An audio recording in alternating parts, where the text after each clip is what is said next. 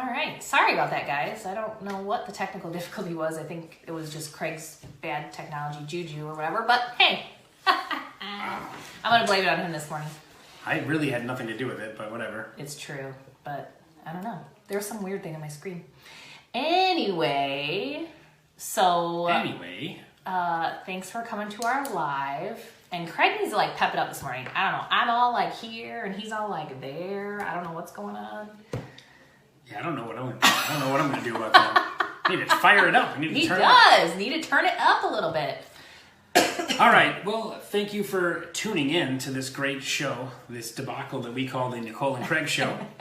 Anyway, we've got 5 tips today for realtor parents, which I think are going to be great. We get 2 different perspectives. Nicole has younger children. I have older children. Yep. And that's it. Is it? That's it. Uh-huh. Yeah. I don't know. Oh, it's a Friday, guys, obviously. We rehearsed this a lot today. Did we? No. No, we didn't. Okay, number 5. Let's just go right into it. Should we dive right into it? Yeah, I think so. Let's go. Let's go right into it. Okay. Budget like you're never going to get paid again. I think that this is really important because I think, especially if you're newer or you don't kind of have a savings, you're like, oh, I got my real estate check and now I'm just going to go buy every lead generation system I've seen, make all this marketing, get a billboard, all these things. And I think what you have to remember is you need to budget. Like, you aren't going to get another paycheck until you have at least 6 months security, I think, especially at this time of year. Yeah, 6 months, that'd be good. Yeah. And remember too, you got to save money for taxes. Yeah. Maybe, you know what I did for this, Nicole? You know what I did for this, Nicole? What did you do, Craig? Well, I'm so glad that you asked me.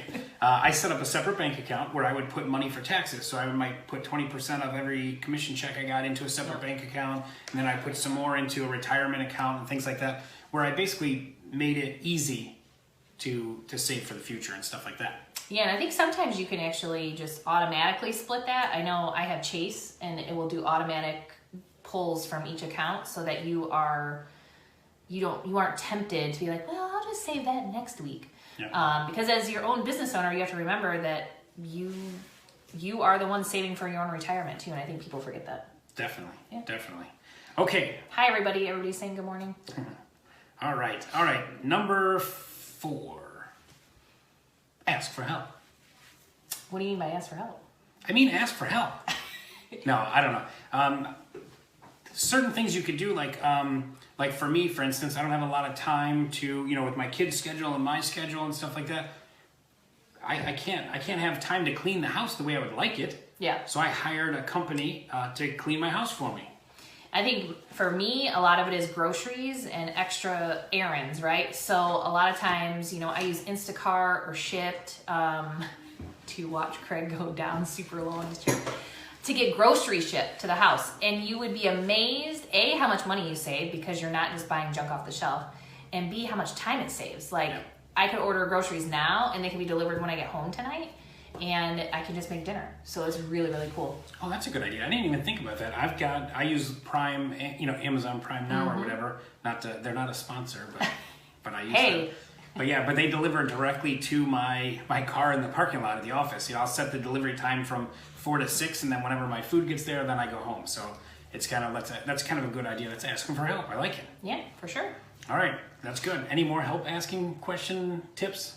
I don't think so. I think what Craig and I were talking about earlier, I'm a control freak. So it's sometimes hard for people with that personality to ask for help, and you just have to kind of humble yourself. I mean, you're going to need it doing this business by yourself.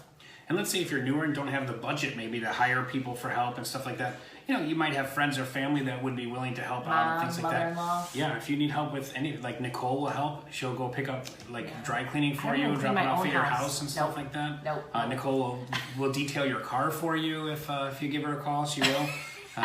So stuff like that. Okay. Insert picture of my car that is filled with trash. Don't ever do that, realtors, by the way. Anyway. All right, number 3. Let's move on to number 3. I did the hand signal thing that we can't talk about anymore. Ask for help stuff. Sorry. Okay. All right. No. Anyway. All right. Number 3. Be present. This one was kind of tough, but if you're at your kid's game or they're like a band thing or whatever, don't just sit there and be on your phone handling work stuff. Be present. Anything can wait an hour until the whatever school function's done.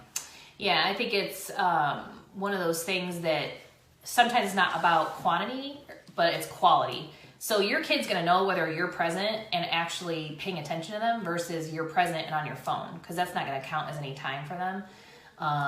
And that's something that it's hard sometimes, to put your phone down, but you either need to mute it, turn it off, whatever, for that hour or two that you have designated to the fam. Definitely.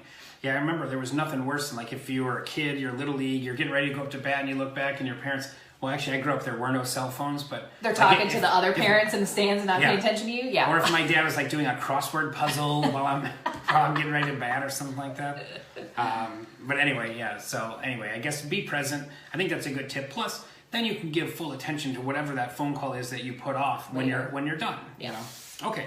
So I think that's good, right? Yeah. All right. Let's go move on to number 2. Put systems in place to set you up for success. I like to use my calendar. One example that I always do, and my kids were annoyed with this at first, and it was weird for me to ask because I'm asking my 10-year-old and 12-year-old like, hey, listen, guys, if you want me to do something, you better email me, right? But I got tired of if you ever double booked time or you ever did anything like that and you feel bad, and if it's work and kids, usually I'd have to all right, listen, son, sorry, I got to go do this appointment real quick and I'll be right back. But when I started using my calendar and I realized that was a way where I could not make a mistake, then it worked out good. And now my kids email me, it's no problem, they don't care. They email me and then I don't miss anything anymore, so that's fantastic. And I do, since I have smaller kids, my husband and I share my work calendar, and he knows that if something we actually have to do as a family needs to get done, it needs to go on my calendar, because then I will schedule accordingly around that.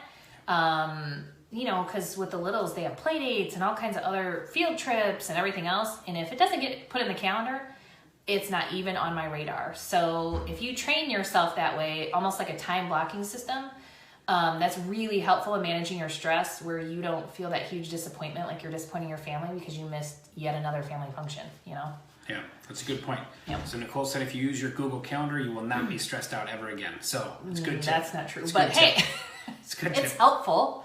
Now let's give the people what they are here and waiting for, and that's our number one tip.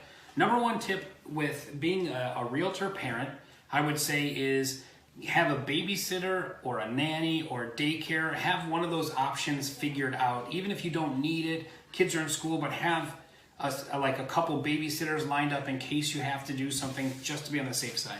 The biggest thing is knowing your options. I think now my girls are 6. I have twin girls. And I know what their after school options are. I know what my local Y options are. I know that the friend or family member that I can call in a pinch, the neighbor maybe that could come and sit with the girls for an hour if I have to. You can never have enough babysitters or people to watch the kids, especially in an on-demand setting. So mother-in-law, mom, friend, family, whatever. The more you have, the better off you're going to be. That's a good point. Very good point.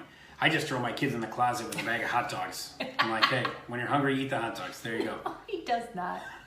They're bigger than me, so they're not going to stay in the closet. Right? So anyway, those are some great things. At least have the options available, and family too. Family always helps out too. Yeah, for sure. Okay, I think that's it, huh? I think that's it. Yeah. I promise you next week I'll make sure this one has coffee or something. I don't know what the deal is today. I thought it was fine. Oh, yeah. See? It's okay. Anyway, thanks for watching, guys. We'll see you next week. And I think our next week is going to be 5 tips for first-class customer service. Well, we don't know that yet. We don't? No. Oh, okay. No, we don't know that. All right. We'll see you guys next week. Thanks for watching. Nicole's been right before. A lot. Thanks. Yeah. Bye, guys.